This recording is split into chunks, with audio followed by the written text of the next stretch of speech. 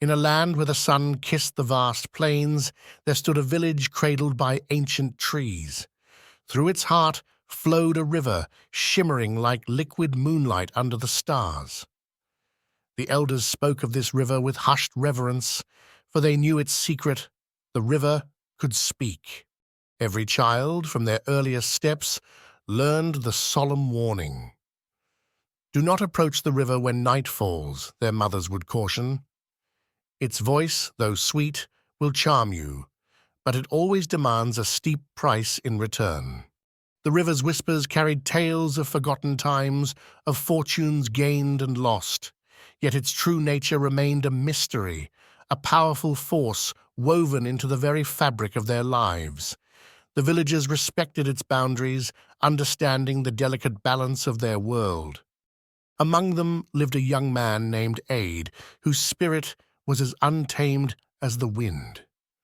He found little joy in the simple rhythms of village life, in the tending of goats or the planting of seeds.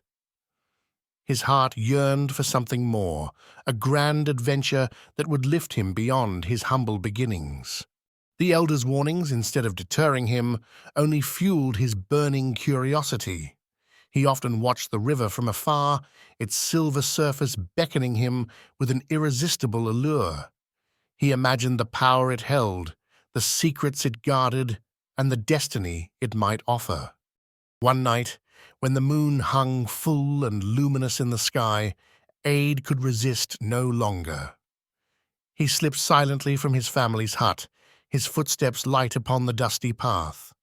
He walked towards the glowing ribbon of water, his heart pounding with a mixture of fear and exhilarating anticipation. As Aid reached the bank, a cool mist rose from the water, swirling around him like a living thing.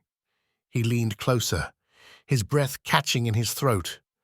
The waters rippled, and from the deep current, a voice, ancient and resonant, rose to meet him. "Aid," the river intoned, its voice like the murmur of 1,000 streams. "I see the hunger in your heart, the yearning for greatness.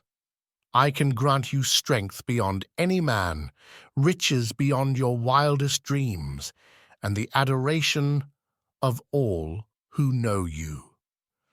The voice swirled around him, a hypnotic promise. "All I ask in return," the river continued, its tone soft yet firm, "is your unwavering trust. Give me your trust, and all these wonders shall be yours." Aid's mind reeled with visions of gold, of power, of the respect he had always craved. Without a moment's hesitation, his voice barely a whisper, Aid replied, "Yes." At once, the river surged, rising like a colossal hand from its bed. It lifted Aid effortlessly into the air, holding him suspended above the shimmering surface. Golden cowries spilled from the currents, and fish, bright as jewels, leapt in joyous arcs around him. For a time, Aid lived like a prince.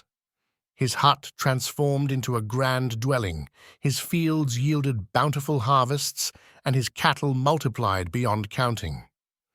The villagers marveled at his sudden fortune, whispering, "How did this poor boy become so blessed?" But the river was not yet satisfied.